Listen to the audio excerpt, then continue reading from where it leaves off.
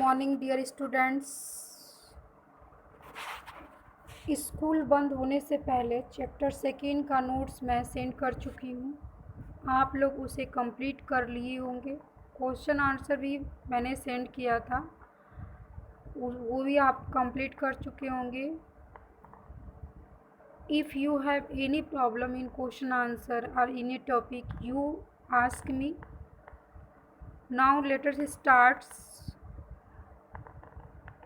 third chapter of class 9th section biology.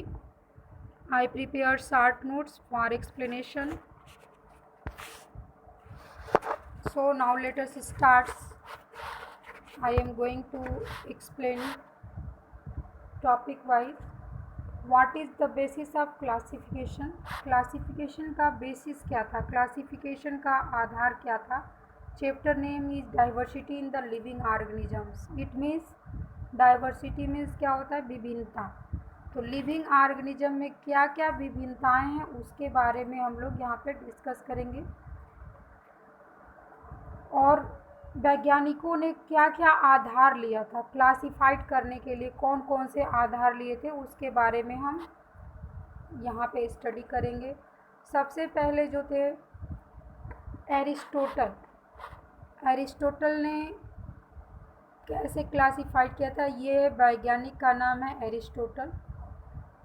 इन्होंने classified animals according to whether they lived on land और in water और in the air. Aristotle ने जो classified किया था animals को मतलब कि बंटवारा किया था एनिमल्स का, तो उन्होंने इस आधार पे किया था कि क्या कहाँ पे ये ऑर्गेनिज्म लिव करते हैं, कहाँ पे ये रहते हैं। लैंड पे, लैंड मीन्स आप लोग जानते होंगे कि अर्थ क्रस्ट पे रहते हैं, या वाटर में रहते हैं, या एयर में रहते हैं। इसके आधार पे किसने क्लासिफाइड किया था?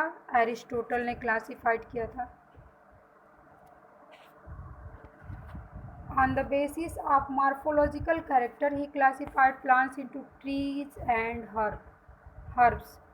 और मॉर्फोलॉजिकल मतलब बाहरी कैरेक्टर के आधार पे, बाहरी कैरेक्टर के आधार पे एरिस्टोटल ने ये भी मॉर्फोलॉजी मतलब कि morphology is the branch of science which deal with the external characteristics. तो यहाँ पे जो था एरिस्टोटल ने केवल प्लांट्स को देख के ट्रीज और हर्ब्स में डिवाइड किया था। ट्रीज मतलब जो बड़ा उनको दिखा था उसको ट्रीज बोला, और जो जो छोटे छोटे प्लांट्स थे उसको उन्होंने क्या बोला? हर्ब्स बोला। तो इस तरीके से एरिस्टोटल का क्लासिफिकेशन हमने पढ़ा। अब now we come on the topic two kingdom of classification. तो टू किंगडम क्लासिफिकेशन कोई पूछता है कि हु गेव या who propose two kingdom of classification, तो सबसे पहले जो नाम आता है वो किसका आता है? लीनियस का। Linnaeus give two kingdom of classification. Linnaeus propose two kingdom of classification and group organism into plants and animals. और इन्होंने ऑर्गेनिज्म को ग्रुप किया किसमें? प्लांट्स में और एनिमल्स में ग्रुप किया। और इसको जो है प्लांट किंगडम के नाम से और एनिमल किंगडम के नाम से भी जाना जाता है। प्लांटी, पी से स्टार्ट है प्लांटी। इससे आप लोग अंडरस्टैंड कर लीजिएगा कि ये किसका मतलब है। प्लांट किंगडम के बारे में कहा जा रहा है। एनिमल्स या एनिमिलिया जो था, प्लांटी और एनिमिलिया, तो एनिमिलिया में उन्होंने किसको रखा था? सारे एनिमल्स को रखा था। तो इस तरीके से प्लांटी हो गया प्लांट किंगडम, यानी कि प्लांट्स के बारे में जानकारी। Animalia means animal kingdom, animals के बारे में जानकारी। तो ये था लीनियस का classification. We come now on the five kingdom of classification. Five kingdom classification का मतलब 5 भागों में उन्होंने बांटा था। किसने बांटा था इसको? सबसे पहले किस साइंटिस्ट ने प्रपोज किया था? R.H. व्हिटेकर ने किया था।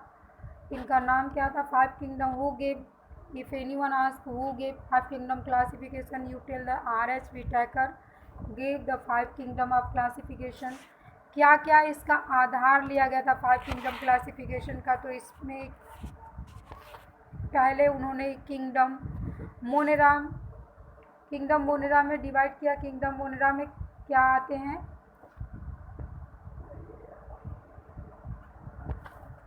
किंगडम मोनेरा में जो थे बैक्टीरिया, ब्लू ग्रीन एल्गी को उन्होंने रखा। किसको रखा? बैक्टीरिया को और ब्लू ग्रीन एल्गी को रखा। बैक्टीरिया क्या थे? अब इसका कैरेक्टरिस्टिक क्या है, ये कैसे थे? Prokaryotic cells. ये 8th क्लास में मैंने एक्सप्लेन किया था what is prokaryotic cell and what is eukaryotic cell. तो ये कैसे थे? बैक्टीरिया। इन्होंने किंगडम मोनेरा बनाया। पहला किंगडम जो था वो क्या था? मोनेरा। और इसमें जो थे प्रोकैरियोटिक और unicellular. Unicellular means they are made up of one cells. तो जो ऑर्गेनिजम्स जो थे वो वन सेल के बने थे, उन्होंने किस में रखा? किंगडम मोनेरा में रखा। और प्रोकैरियोटिक यानी कि प्रिमिटिव टाइप का न्यूक्लियस था, न्यूक्लियस इसमें वेल डेवलप नहीं था, तो उसको भी किस में रखा? मोनेरा में रखा। Now next topic is kingdom protista. Kingdom protista में उन्होंने किसको किसको रखा? किंगडम प्रोटिस्टा में उन्होंने डाइएटम्स को रखा, स्लाइम मोल्ड्स को रखा, प्रोटोजोआ को रखा। तो ये किंगडम मोनेरा का प्रोटिस्टा का था। प्रोटिस्टा कैसे थे? इसका मेन कैरेक्टरिस्टिक यूकैरियोटिक थे। Eukaryotic they have well defined nucleus. इनके पास क्या था? वेल डिफाइंड न्यूक्लियस था और सेल ऑर्गेनल्स भी थे, लेकिन they also made up of unicellular. Unicellular means they are made up of only one cell. Now kingdom fungi. Fungi में क्या आते हैं? फंगी में आपका ब्रेड मोल्ड, ईस्ट और मशरूम आ जाता है। साथ ही में इसका कैरेक्टरिस्टिक क्या था? ये मल्टी सेलुलर थी। अब यहाँ पे हमने पहले में देखा वो भी यूनिसेलुलर था, सेकेंड में देखा वो भी यूनिसेलुलर था, लेकिन ये जो किंगडम फंगी था ये कैसे थे? मल्टी सेलुलर थे। तो multi cellular means they are made up of more than one cell. और इसमें डिकम्पोजर्स भी आते हैं, सेप्रोट्रॉफिक भी आते हैं। डिकम्पोजर्स का मतलब जो सड़े गले पदार्थों से जो है अपना भोजन प्राप्त करते हैं या डिकम्पोज करके प्राप्त करते हैं, तो इसको क्या बोला जाता है? डिकम्पोजर्स बोलते हैं।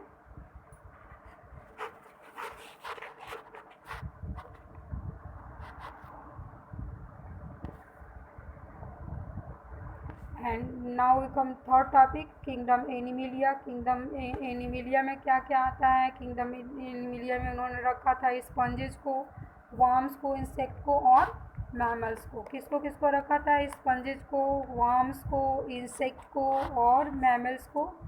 ये कैसे थे? ये कंज्यूमर्स थे। हेट्रोट्रॉपिक। हेट्रोट्रॉपिक मतलब heterotrophic means they depend on other animals for their food. तो एनिमिलिया यानी कि एनिमल्स जो होते हैं वो किस पे डिपेंड होते हैं? दूसरे ऑर्गेनिजम्स पे डिपेंड होते हैं। किसके लिए? भोजन के लिए। And fifth kingdom is the Plantae. Plantae में कौन क्या क्या आया था? एल्गी था, मॉसेस थे, फॉरेस्ट थे, फ्लावरिंग प्लांट्स। जितने भी प्लांट्स हैं सब उन्होंने किस में रखा? प्लांटी में रखा। ये कैसे थे? ऑटोट्रॉपिक थे, means they prepare their own food with the help of sunlight, या कह सकते हो photosynthesis. All of you know photosynthesis well. और इनको एक और नाम दिया गया, क्या? Producers. Producers mean they produce their own food with the help of sunlight. तो इस तरीके से जो था ये हमारा जो है कि 5 किंगडम क्लासिफिकेशन यहाँ पे समाप्त होता है, और इसको डिटेल में हम नेक्स्ट वीडियो में एक्सप्लेन करेंगे। और डार्विन फर्स्ट, अब we come on the Darwin. Darwin first described evolution in 1859 his book the origin of species. Darwin ने सबसे पहले क्या डिस्क्राइब किया? इवोल्यूशन के बारे में। इवोल्यूशन का मतलब कोई भी नए चीज़ों का खोज या किसी भी ऑर्गेनिज्म कैसे इवॉल्व हुआ है, तो इन्होंने डार्विन ने फर्स्ट डिस्क्राइब किया था। किस सन में किया था? 1859 में। किस बुक में किया था? The origin of species. इनकी बुक का नाम क्या है? The origin of species. और after this we come hierarchy of classification. Hierarchy का मतलब होता है सिस्टम ऑफ रैंकिंग। अब ये सारा जो क्लासिफिकेशन था वो ऑर्गेनिज्म पे था कि ऑर्गेनिज्म को जो है कैसे क्लासिफाइड किया जाए, कैसे बंटवारा इनका किया जाए ताकि स्टडी में क्या हो? आसानी हो। तो इसमें सिस्टम ऑफ रैंकिंग का मतलब उनको किस प्रकार से रैंक दिया गया है। बायोलॉजिस्ट जैसे इर्नेस्ट हैकेल जो थे 1894 में, और रॉबर्ट विटेकर 1859 में, और Carl Woese 1976 have tried to classify all living organism into broad category called kingdoms. अब पूछेगा कि किंगडम किसने दिया, किंगडम टर्म किसने दिया, किंगडम का मतलब क्या होता है। ये ब्रॉड एक कैटेगरी है, बड़ी कैटेगरी है, जिसमें बहुत सारे ऑर्गेनिजम्स आते हैं। और इसको जो डिस्क्राइब किया था उसमें 3 वैज्ञानिकों का नाम आता है। पहले एर्नेस्ट हैकेल है, और दूसरे पे क्या है रॉबर्ट व्हिटेकर है, और तीसरे पे कार्ल वूज है। ये वैज्ञानिकों का नाम है। और इन्होंने सबसे पहले ऑर्गेनिज्म इनटू ब्रॉड कैटेगरी एक कैटेगरी बनाया, जैसे हम लोग कैटेगरी में होते हैं ओबीसी जनरल ये सब होता है, तो उस तरीके से इन्होंने कैटेगरी बनाया और उस कैटेगरी में का नाम क्या रखा, किंगडम रखा। तो किंगडम में जो बहुत सारे आते हैं, जिसको हमने एक्सप्लेन किया इससे पहले। तो now let us stop today, and next topic I explain in next video.